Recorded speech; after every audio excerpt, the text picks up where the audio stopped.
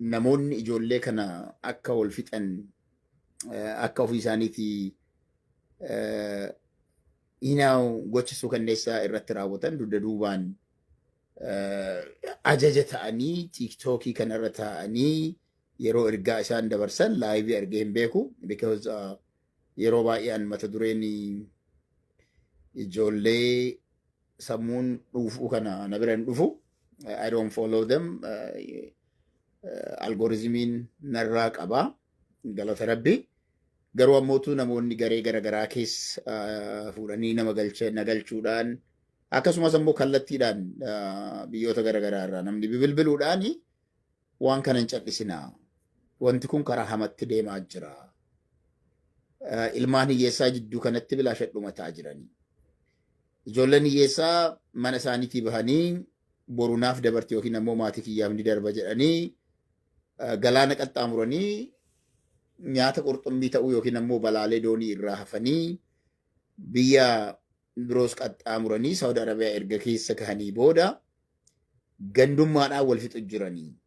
Kanaaf wanti kun waan callifamuu hin qabne. Hin callisinaa nu gargaara. Yeroo isin namni waan kana hin dubbanne ajandaa kana namni amma humna keenyaa ol ta'ee jira. Dubbannee dadhabne. Yoo waan tokko dubbanne maqaa ati ganda sanarra gortee ati maal akkasii taate kan jedhu maqaan uummattansanii kan jedhu gaafileen warroonni waan kana yayyaalaa turanii yeroo komii kaasan komii kana kaasanii ammoo hin callisnu ammoo isinis nu gargaaraa gaafii jedhutu dhiyaachaa ture. Gaafilee kana ammootu akka nam tokkootti dhugaa isinitti himuudhaa fi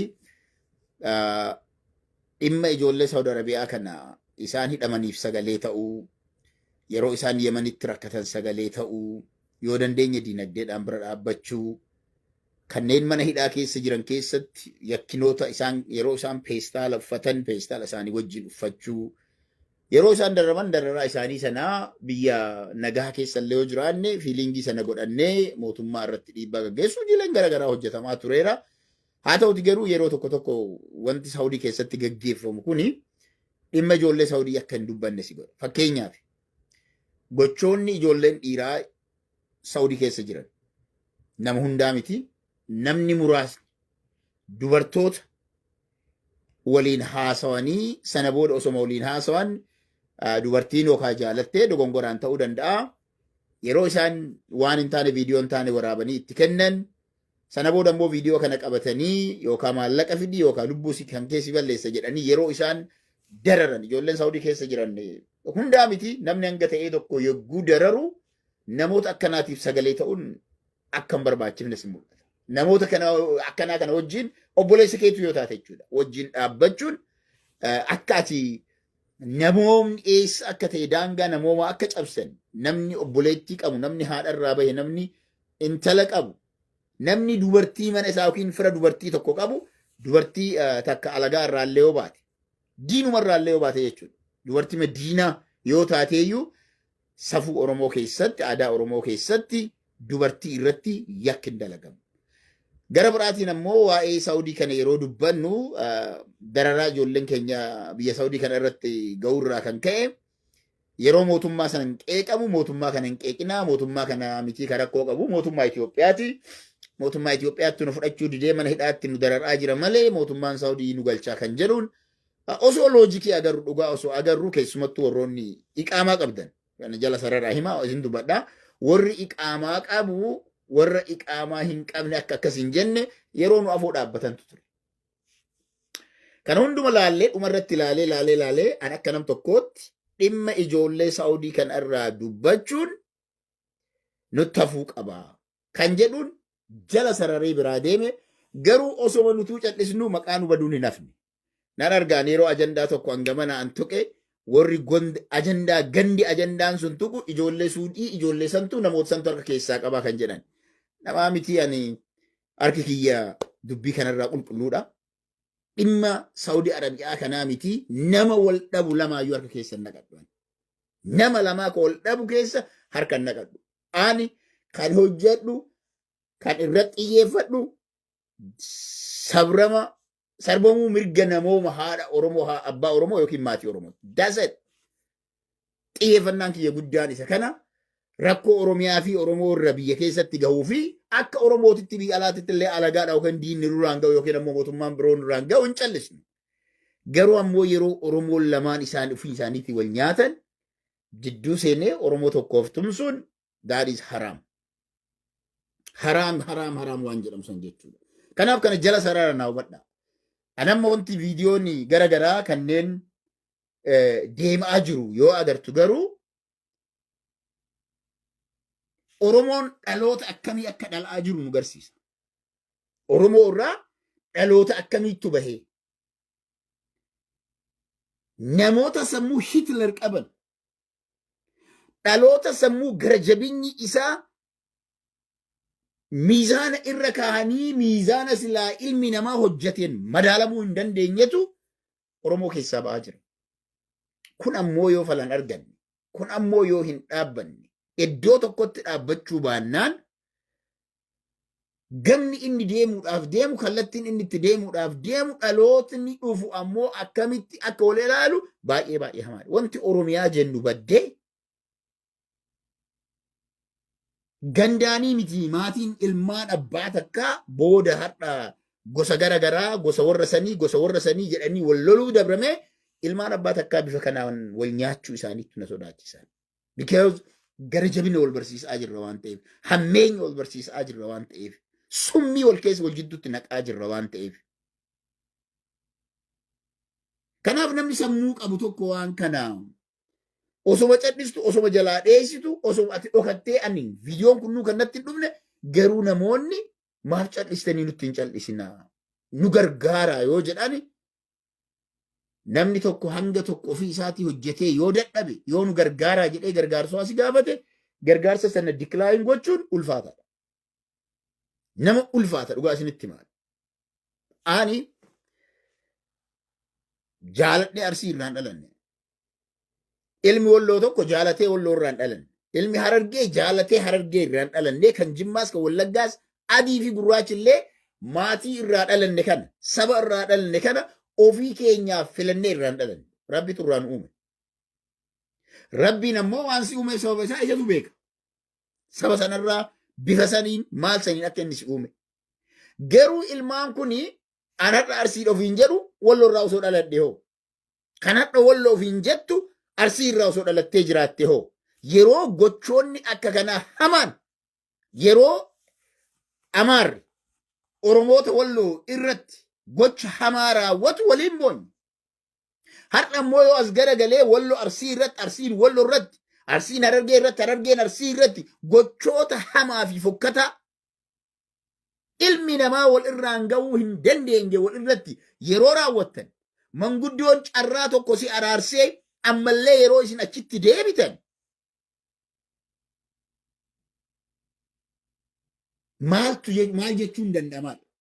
Namni yeroo tokko ni araarama, namni yeroo tokko wal dhaba akka dhiiraa, yeroo lama sadi walitti deebi'uun doofummaa, wallaalummaa, sammuu dhabu, dallaalli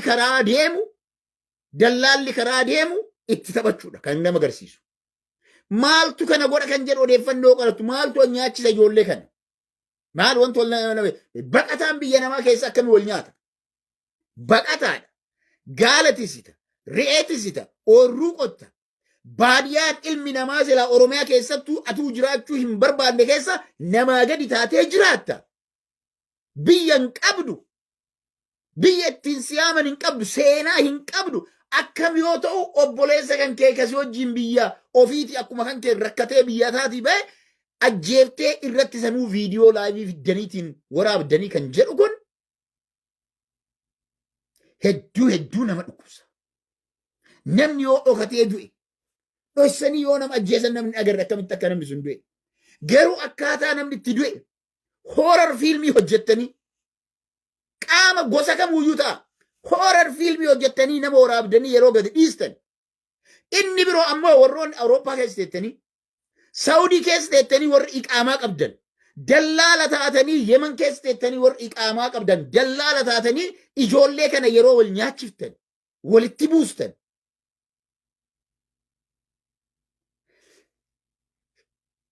Zalaalam jiraattu isin fakkaataa? isin amantii qabdu garuu amma dhugaa isinitti himaan ijoollee walloo yoo fudhanne dhibbaa dhibbatti ijoollee musliimaati. Ijoolleen Arsii irraa karaa kana deeman dhibbaa dhibbatti ijoollee isaanis islaama ta'uu qabaatan hawaasa islaamaa keessaa warra baanidha. Lamaanuu jechuudha. Amantiin keessan maal isin barsiisa? Rabbiin qabdu? Rabbitti amantu?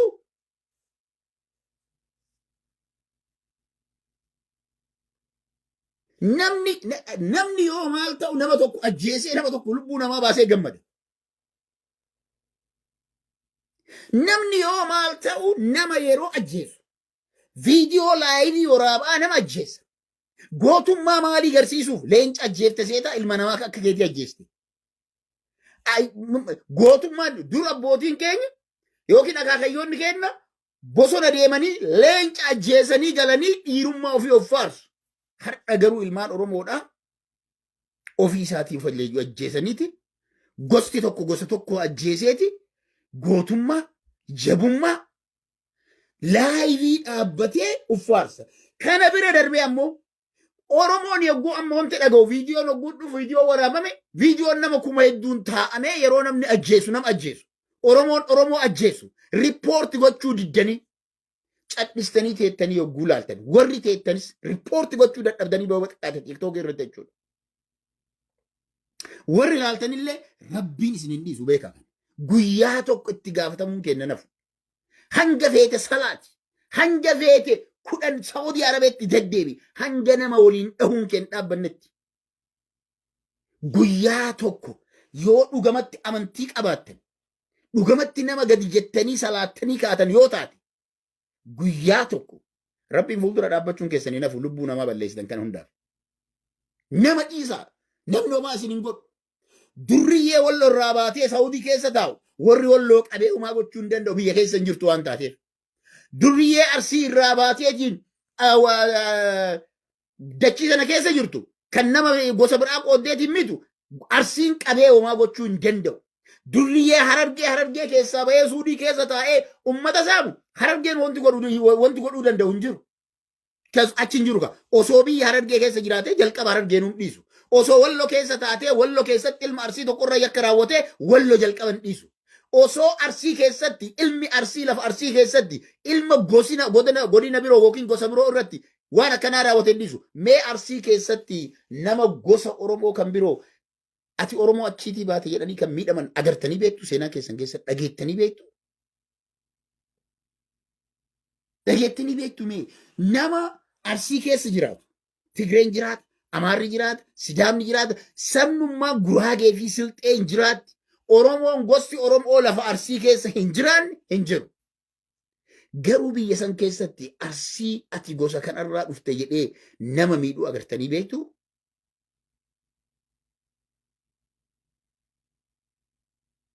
Jira naa himaame. So seexaana maaliiti yeroo Saawudii achi ceetan kan isin wal nyaachisu. Namni qoonqo galaanni isin raafee galaana sanarra yeroo qaxxaamurtan lubbuun asii isin dhuftee galaana sana yeroo qaxxaamurtan yaa Rabbii galata keetii bahaar baga jiraatte.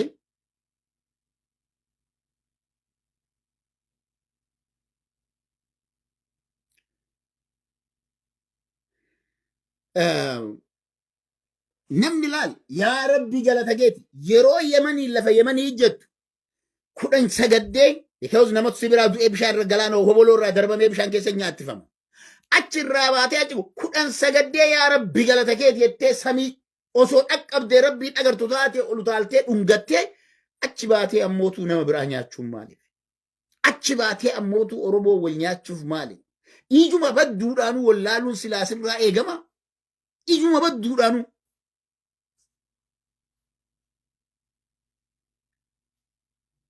Hedduu waan hamilee nama dhukkubsu hedduu dhageeffadhaa waan isin jedhan Oromoon ani yeroo kiyya gubee yoo rakkatan itti kadhan yoo beelahan itti kadhan yoo dhukkubsatan maallaqa walitti guurree biyya hanga alaatti deemsisneetii wal dhaansisne yoo isaan mootummaan isaan darare rakkoo taanuuf lakkisaa nagaa buusaa guddina keessan barbaannaa yoo barnootaan miidhaman maaf miidhaman ilmaan keenya jennee diyaaspoora keessatti hennee falminuuf yoo Oromoo miizaan isaa isii kanaa ta'e maaf yeroo kiyya gubaa gaafii jedhu namatti kaasa.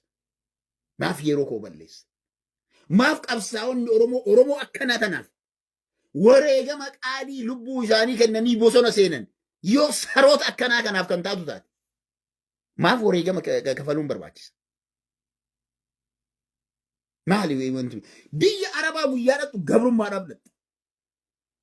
Akkamitti gabrichi lamaa anatu gabricha si caalu ta'aaf anatu daran arabticha kanaafi si ajjeesee si asii dhabamsiisee gaalaa fi harree isaa anatu si daran tissee gabricha galata qabu ta'aadhaaf yoo taate malee namni nama gabrummaadhaaf kompetiishinii seen ijoollee biyya Arabaa seentu argeen. Gabrummaadhaaf kompetiishinii warra seen. Ilmi namaa silaa waliin wal taatanii waliin dhaabbattanii akka arabni nuu isin hin miine akka arabni nuu waan keessan yoo isin iyyuu kafaluu baate yeroon isinii kafalu wal gargaartanii silaa baadiyyaa sana keessa ol baastanii iddoo jireenya itti fooyyeffattan dhaxxan. Garuu wanti isin godhaa jirtan waan ilma namaa irraa eegamu osoo hin taane dhageeffadhaa isinitti hima.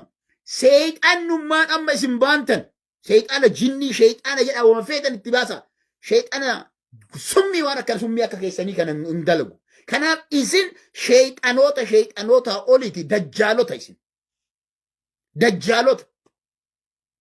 Kabajaa kan hin qabne ilmi haadha irraa bahe ilmi abbaa irraa bahe namni obboleessa qabu iddoo kamittuu dhalatu. Gochoonni amma isin walirra raawwataa jirtan yakki isin walirratti raawwataa jirtan wanti isin godhaatiin jirtan kun hamaadha. Kana dhagahuu manna osoo galaana keessatti rabbiin isin fixe. Rabbiin galaanuma sanuu osoo ce'uu baattanii. Yemen waraana Yemen jettu osoo dhumattanii Oromoon lamaa wal nyaate jedhuu irra qurxummiin isin nyaachuu filadhaan. Oromoon lamaa wal nyaate jechuun Oromoon lamaa wal nyaate jechuun rasaasa Yemeniitiin dhumachuu keessan isinii wayya. Oromoon lamaa wal nyaate jechuun rasaasa waraana Suudiitiin yoo dhumattan isinii wayya. Tokkummaa Oromoo sirbaan qofa beektan isin. Ilmi namaa wareegama meeqatti kafaleera. Ilmi namaa Oromummaadhaan we will never be divided by region and religion yoo jedhamu saroota akka keessanii kanaaf qoosaadha. Dhiira lubbuu qabduu fi mataa qabduuf garuu kaayyoodha. Oromoon gabroomsini. Oromoon binne. Oromoon ergamaa ta'ee jira. Ergamaa kan ta'ee jira. Alagaadhaaf ergamee. Isin garuu alagaafis eenyuuf akka isin ergamtanuu rabbaa beeku. Eenyuuf akka jiraattan rabbaa beeku. Haati ati irraa dhalte. Ilma Walloo taate ilma Arsii ajjeestee yeroo ati galtu haati sun haadha kiyya siin jetti. Yookaan ilmi Arsii tokko ilma Walloo ajjeesee yogguu galu ilma harkisaa gumaadha. Ilma harkisaa dhiiga ilma namaa. Ilma kiyya siin jetti. Galteetuma haadha kan keetitti ilma Oromoo gosa sanii ajjeeseen gala yoo ati jetti. Maal siin jedha? Akkanatti ajjeese bifa akkanaatti shuukanneessoo jettan. Gocha akkanaa irratti raawwadhe yoo jettan. Yaa Rabbi namni afaan keessan dubbatu osoo afaan tokko irra hin dubbanne taate diinummaadha jenna. Osoo hadha Tigreen Oromoo ajjeeste diinummaadha jenna. Osoo Amaarri Oromoo ajjeese diinummaadha jenna. Osoo Sidaamni Oromoo ajjeese diinummaadha jenna. Isin Oromoon lamaan yeroo ofii keessanii diina walitti taatan. Yeroo isin lamaan wal nyaattan. Isin osoo dhalachuu baattanii. Osoo galaana qurxummii galaana diimaa yookiin galaana adan isa jedhamu san keessa rabbi isin dabarsuu baate. Santu fala ture Oromoodhaaf. Oromoon kana booda nama galaana sana keessa bishaaniin nyaatameef wantummaan nuti boonnuuf maali? Yeroo achi deemu namni hanganaa nyaatame kan nyaatamu eenyu? Lammii Itoophiyaa. Lammii Itoophiyaa keessa eenyu? Oromoodha. Yoo xiqqaate parsantiin 90 warroota galaana sana irra nyaatamu Oromoodha. Garuu achi baatee kan wal nyaattullee Oromoodha. Dubbiin this is cancer beekaa kun kansariidha. Kansarii kana akkamitti of keessaa buqqisnaan Oromoon biyya jiru sirriitti dammaquu danda'u qabaadha. Oromoon diyaaspooraa dammaqi. Ilmi Arsii achi bahee Oromoo gosa biroo ajjeese. Arsii tokkocha bakka hin bu'u. Haadhaaf abbaa isaatu bakka hin bu'u. Arsii bakka bu'uudhaa miti. Ilmi Walloorraa bahee achitti nama ajjeese. Walloon bakka hin bu'u. Gumaan qabdan. Gumaan qabdan. Kana jala sararaa beeka. Manguddoo Walloo, sheekonni Walloo, warroonni Saudi Arabiyaa keessa jirtan, keessattuu warri dallaala taatanii ijoollee tanaaf nyaata bittanii geessaartan, qoonqoodhaan qallabaa jirtan, waan isaan barbaachisuun qallabaa jirtan, warroonni Saudi Arabiyaa keessa jirtan, warroonni iqaamaa qabdan, takkaa'uu giriin kaardii biyya siinaa jechuu socho'u. Isinitti dhufaa jirti dubbiin. Sheekonni biyya sanii, warroonni iqaamaa qabdan dallaalli biyya sanaa karaa kana asii achi deddeebitanii maallaqa deddeebistan. Laalladhaa dhaamsi koo. Laalladhaa. Oromoon Oromoo nyaatee, Oromoon Oromoo ajjeesee, wanti addaa wanti isinii dhufu azaaba galuu malee hundi keessan. Ibiddatti darbamuu malee hundi keessan. Hamtuu daran rabbiin isinitti buusu malee keeriin isin argattan, gammachuun isin argattan takka illee hin jiraatu. Halkan takkan gammaddanii beekaa. Because ilma namaa ajjeesistanii, ilma namaa ajjeeftanii, wal suukanneessitanii, wal salphiftanii namooma keessaa wal baaftanii, wantummaan isin irraa kabajaa argatte. Wantummaan hirribnimmaan isin fudhateettiin halkan takka bultan hin jiru beekaa. Rabbiin boqonnaa isin haa dhoorgatu aboo. Baatiin Ramadaanaa as deemaa jirtiimi. Isin Islaamaami. Wallaahi yoo rabbiin jiraate. Rabbiin boqonnaa isin haa dhoorgatu. Waan biraa miti rabbiin galaanaa fi bakakkaadhaan dachii isinirraa isin haa fixu. Isin abaarsa sanyii abaarsaati kun. Abaarsaan rabbiin lafarraa isin duguuguu qabaadha. Gootummaan isin Oromoo biroo irratti garsiistan hin jiru. Gootummaan Amaara irratti hin garsiisne. Gootummaan alagaa dhukkee sirraa kaasu. Qe'ee kan kee hunda ganda kan kee hunda si gubu. Qe'ee kan kee irratti ashkara si godhatu ofirraa kaasuu hin dandeenye. Oromoo biroo irratti sanuu ijoollee baadiyyaa keessa jiran. Namni kuni ijoolleen ganda tokko namni gosa kanaa iddoo san jedhanii nama tokko kophaa gaala tiksu. Mana isaa bakka inni rafuu fuutanii. Horii inni tiksu keessa gaala inni tiksu keessaa fuutanii. Gochoota suukanneessaa irra raawwattan. Wallahi rabbiin osoo dhaabbatatti bakakkaa isinitti taabuusu isiniin jenna waan biraa isiniin jenna. Yoo jiraate, yoo haqni jiraate, yoo dhugaan jiraate, yoo amantii wanti jedhamu kun dhugamatti, yoo dhugamatti rabbiin jiraate. Maqaa keessaniin jedha akka inni jiruun beekaan. Yooma dhugamatti haqa dhiiga ilma namaatiif rabbiin kan iyyu ta'e hatattamaan haa iyyu waa'ee dhiiga ijoollee bilaashatti akkasii wal galaafattanii tan. Dhiiga osoo cubbuu hin qabne karaa deemuu qofa irratti qabamtanii karaa irraa bakka inni jiraatu irraa naada biraaf nama deemu itti taphatan sun dhiigni sun jiruu teessan waan nu agarsiisu. Kana booda ijoollee Saudi Arabiyaa keessa seenaniif Oromoon booyuun, Oromoon gadduun, Oromoon sagalee ta'uun maal irratti? Yoo lakkisaa ijoollee baala jettu kanaan nu ga'e kan jettan taate warri Saudi Arabiyaa keessa jirtan warri dhiheenyaan dachii kanatti dhiyaattan feetan mootummaa waliigalaatii warroota kana lafarraa duguugaaf ta'a. Hin barbaachisu waan biraa. Kuni lafarraa dhabamanii dhaloota itti aanuuf fakkeenya ta'uu qaban. Malee nagaa sammuu nagaatti hin deebi'an. Namni ilmi namaa viidiyoo laayivii waraabaa dhiiga namaa dhuge foon namaa bifa sanaa nyaatu maaltu si yaade kun? Akkam gootee biddeena nyaatta nama akkasi ajjeestee galtee? Akkam gootee bishaan dhugda nama akkasitti ajjeestee? Eenyuunu ta'e gosa kamiyyuu ta'e. Kuni rabbi jazaa teessan isiniif haa kafalu. Rabbi maqaa keessan haa balleessu. Maqaa Oromoo balleessitan. Maqaa Oromoo xureessitan isin xuraa'uma qabdan. Rabbi isin dhabamsiiseeti akka bani luut jedhan sanaami zamana baniin hin taane ummata ofii isaatii walitti garagalee waan rabbiin irraa nu dhoorge wal godhe lubbuu ilma namaa tokkocha baasuun maal akka rabbi biratti hanga bakka ulfaatu ni beektan. Rabbiin jazaa san isin haa kafalu. Waan biraa isin hin jennu. Abbootii gadaatiif ammoo yoo danda'e nan bilbila. Akka yeroo argadheen abbootii gadaa biyya jirtuuf bilbiluu nan yaala. yooma dhugatti ijoolleen biyyaa baatee osoo karaa deemtu hiyyeessi borunaa darbaa osoo deemu osoo gaalatisu osoo mana isaa keessa rafu haadhaaf abbaa kiyyaaf dabarsa jedhee inni biyyaa bahe yoo ka isin dhagaamu abbootiin gadaa Oromoodhaa hundi keessan bakka jirtanii sheekonni Oromoodhaa hundi keessan qeesonni Oromoodhaa hundi keessan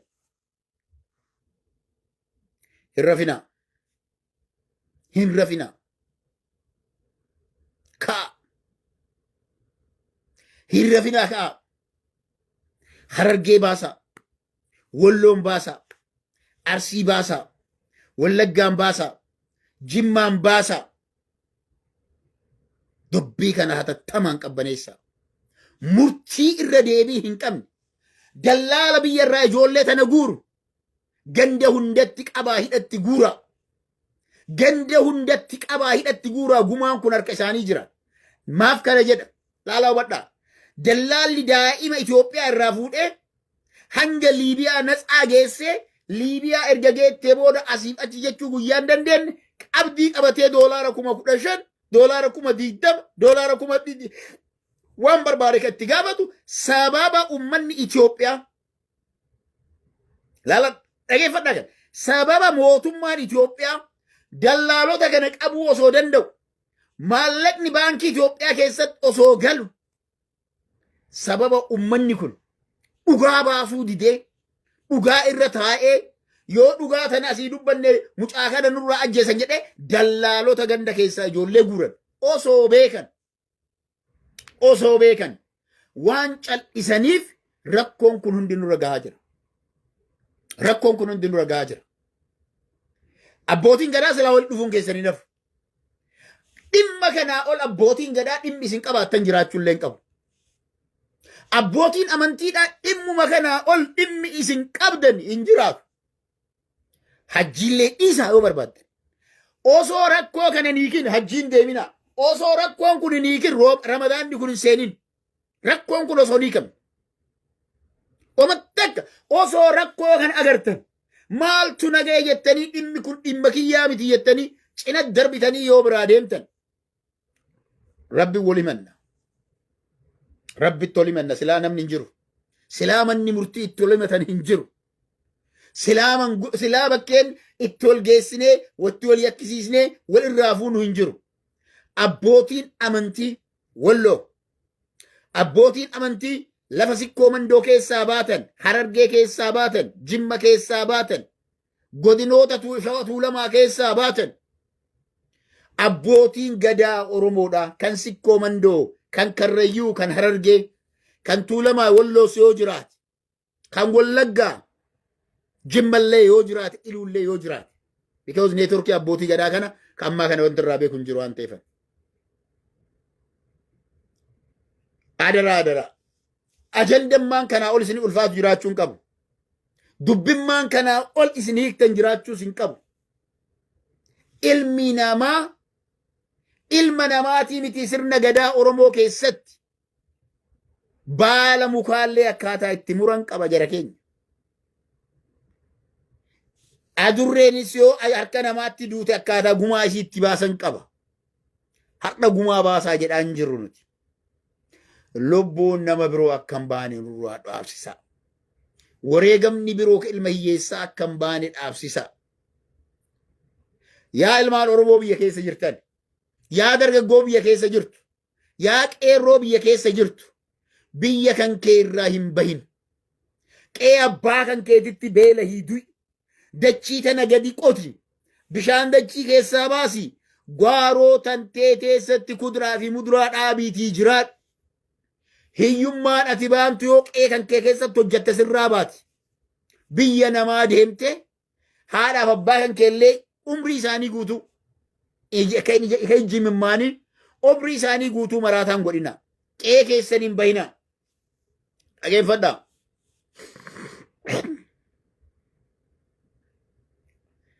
Ilmi Oromoo tokko sadarkaa kana wal ajjeesuur I prefer you to go. Maaf waraanan taatanii? Maa waraana biyyi hin taane? Guyyaa tokko diina Itoophiyaa irraa ittistu. Oromoo irraa diina ittisuu yoo dadhabdan. Guyyaa tokko biltsiginna madha jibbinu irraa diina ittistu. Hojii sun. Dhiirummaadha sun. Yoo itti amante. Barbaaddu woboo ta'e dhiirummaadha sun. Wareegama kafalii bilisummaa uummata keetiif deemi. Garuu wareegamni har'a isin wal irratti baatan. Wal ajjeesuun har'a isin wal irratti ofii keessanii wal irratti hojjettan kun baay'ee ulfaataadha. Hedduu mataa nama dhukkubsaa akkatti dubbannu dhabnee yoo dubbatan haqa dubbachuu osoo hin taane iddoo dhalateen taargaa nama maxxansa warri sooshaal miidiyaa kun. Yeroon geesseen eessatti dhalate ganda sanit dhalate gixxin mismaara keessan. Rabbi mismaara 12 isin haa waraanu warra ilma namaa